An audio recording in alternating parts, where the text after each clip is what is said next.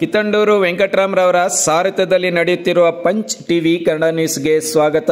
ಮೇಘಾ ಮೈತ್ರಿ ಕನ್ನಡ ಸಾಹಿತ್ಯ ಸಂಘ ಕನ್ನಡ ಭವನ ಮತ್ತು ಗ್ರಂಥಾಲಯ ಕಾಸರಗೋಡು ಕೇರಳ ಸಂಯುಕ್ತ ಆಶ್ರಯದಲ್ಲಿ ಕೋಲಾರ ನಗರದ ಪತ್ರಕರ್ತರ ಭವನದಲ್ಲಿ ಗಡಿನಾಡು ಕನ್ನಡ ಸಾಹಿತ್ಯ ಸಮ್ಮೇಳನ ನಡೆಯಿತು.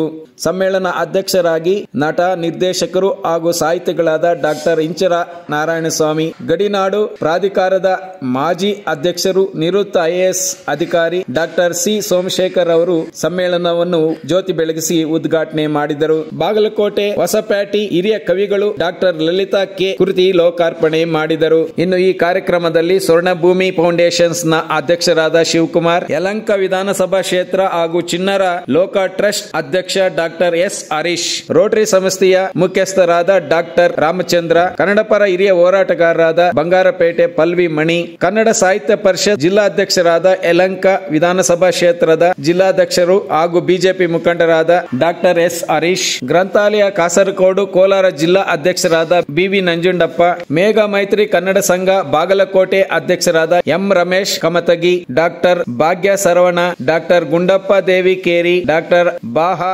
ಶೇಖರಪ್ಪ, ಕೋಲಾರ ಜಿಲ್ಲಾ ನಿಕಟಪೂರ್ವ ಕನ್ನಡ ಸಾಹಿತ್ಯ ಪರಿಷತ್ ಅಧ್ಯಕ್ಷರಾದ ನಾಗಾನಂದ ಕೆಂಪರಾಜ್, ರಾಜ್ಯ ಪ್ರಶಸ್ತಿ ವಿಜೇತರಾದ ಶಿಕ್ಷಕ ಸುಲೇಮಾನ್ ಖಾನ್, ಶ್ರೀನಾಥ್ ಆಜಾದ್ ಮುಂತಾದ ಹಲವಾರು ಗಣ್ಯರು ಈ ಕಾರ್ಯಕ್ರಮದಲ್ಲಿ ಭಾಗವಹಿಸಿದ್ದರು. Kittandur Venkataram, Punch TV News, Kolar.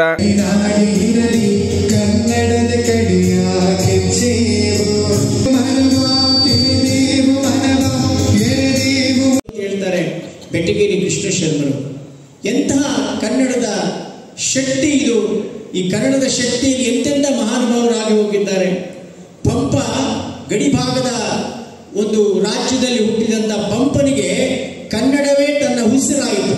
ಕವಿರಾಜ ಮಾರ್ಗಕಾರ ಏನು ಹೇಳ್ತಾನೆ, ಪದನರಿದು ನುಡಿಯಲು ನುಡಿದುದನ್ನು ಅರಿದಾಳೆಯಲು ಮಾರ್ಪರಾನಾಡವರ್ಗಳು ಚದುರ ನಿಜದಿ ಕುರಿತೋದುದಯಂ ಕಾವ್ಯ ಪ್ರಯೋಗ ಪರಿಣತ ಮತಿಗಳು.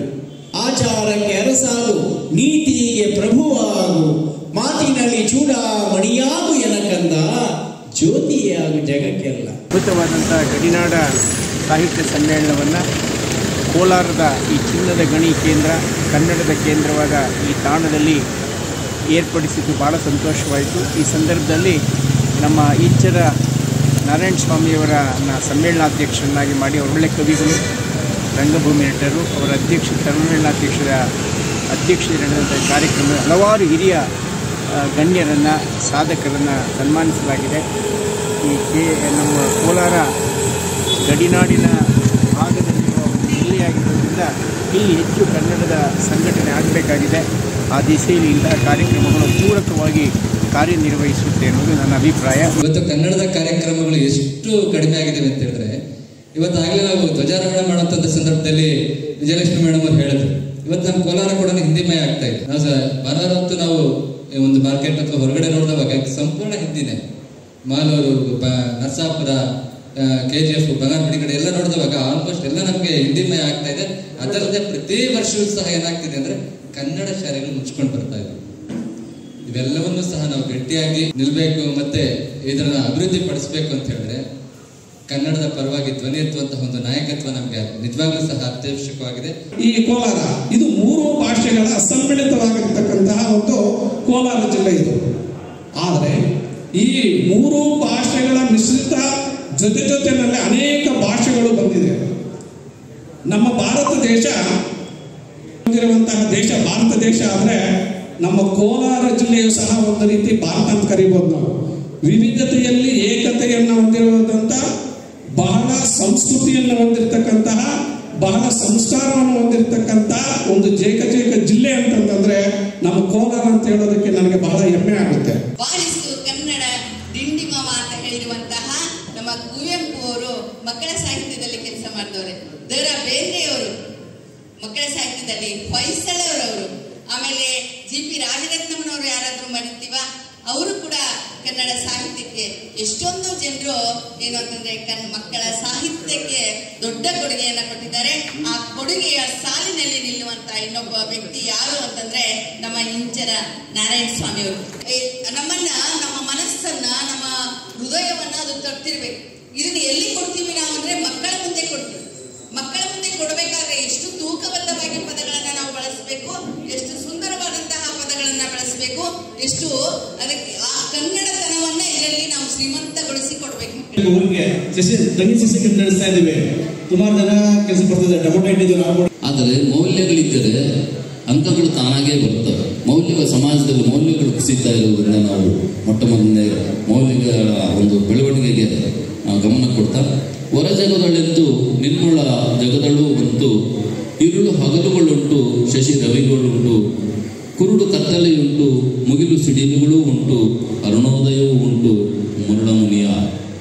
ನೋಡಿ, ಕೇವಲ ಒಂದು ನಾಲ್ಕು ಸಾಲುಗಳಲ್ಲಿ ಇಡೀ ಜೀವನ ನಿನ್ನೊಳಗೆ ಇದೆ. ಎಲ್ಲರೂ ತತ್ವ ಪದಕಾರರು, ದಾಸಗಣ್ಯರು ಎಲ್ಲರೂ ಹೇಳಿದ್ದೇನೆ, ನಿನ್ನಲ್ಲಿ ನೀನು ಅರ್ಥಕೋ, ನಿನ್ನನ್ನು ಮೊದಲು ನೀನು ಅರ್ಥಕೋ, ನಿನ್ನಲ್ಲಿರುವಂತಹ ಸಾರತ್ವ ಒಂದು ಶಾಂತಿಯನ್ನ ನೀನು ಸ್ಥಿರವಾಗಿ ಇಟ್ಕೊಳ್ಳೋದಕ್ಕೆ ನೋಡ್ಕೊ ಅಂತ ಹೇಳಿದ್ರು. ಅದನ್ನು ನಾವು ಹೊರಗಡೆ ನೋಡ್ತಾ ಇದ್ದೀವಿ ಹೊರತು ನಮ್ಮ ಒಳಗಡೆಗೆ ನಾವು ನಮ್ಮ ಅಂತರಂಗವನ್ನ ಪ್ರಶ್ನೆ ಮಾಡ್ಕೊಳ್ತಾ ಇಲ್ಲ. ಗಡಿನಾಡ ಪ್ರದೇಶದಲ್ಲಿ ಶಾಲೆಗಳು ಮುಚ್ಚೋದಕ್ಕೆ ಇದು ಒಂದು ಕಾರಣ. ಹಾಗೆಯೇ ಆಂಗ್ಲ ಮಾಧ್ಯಮದ ವ್ಯಾಮೋಹ ಇದೆಯಲ್ಲ, ಕಲಿಸಲಿ, ಭಾಷೆ ಕಲಿಸಲಿ, ಸರ್ಕಾರ ಬೇಡ ಅನ್ನೋದು ಬೇಡ. ಇವತ್ತಿನ ಆಧುನಿಕ ಪ್ರಪಂಚದಲ್ಲಿ ಟೆಕ್ನಾಲಜಿನಲ್ಲಿ ಇರುವಂಥ ಟೆಕ್ನಿಕಲ್ ವರ್ಡ್ಸ್, ತಾಂತ್ರಿಕ ಪದಗಳೇನಿದ್ದಾವೆ ನಮಗೂ ಅರ್ಥ ಆಗೋದಿಲ್ಲ ಕೆಲವೊಮ್ಮೆ. ಅದಕ್ಕೆ ಆ ಮಗುವಿಗೆ ಈಗಿಂದ ಕಲಿಸಲಿ, ಸಂತೋಷ.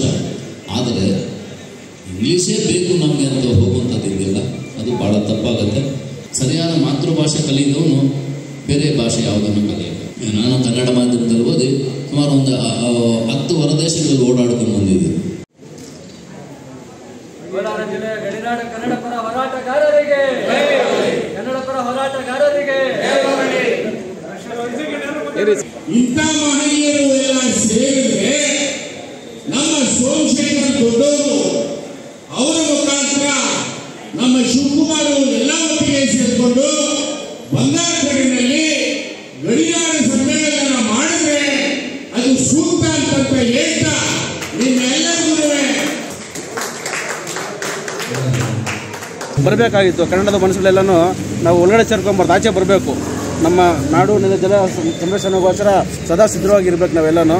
ಹಾಗಾಗಿ ಕೋಲಾರ ಜನರಿಗೆ ಒಂದು ಸಂದೇಶ ಕೊಡ್ತಾ ಇದ್ದೀನಿ, ದಯವಿಟ್ಟು ನಾವು ಮನೇಲಿರೋದು ಬೇಡ, ಬನ್ನಿ ಕನ್ನಡ ಹೋರಾಟಗಾರ ಜೊತೆಗೆ ಸೇರಿಕೊಂಡು ಕನ್ನಡದ ಮನಸ್ಸುಗಳೆಲ್ಲ ಚಳವಳಿಗೆ ಪಾಲ್ಗೊಳ್ಳಬೇಕಂತೇಳಿ ನಾನು ವಿನಂತಿ ಮಾಡ್ತೀನಿ. ನಮಸ್ಕಾರ.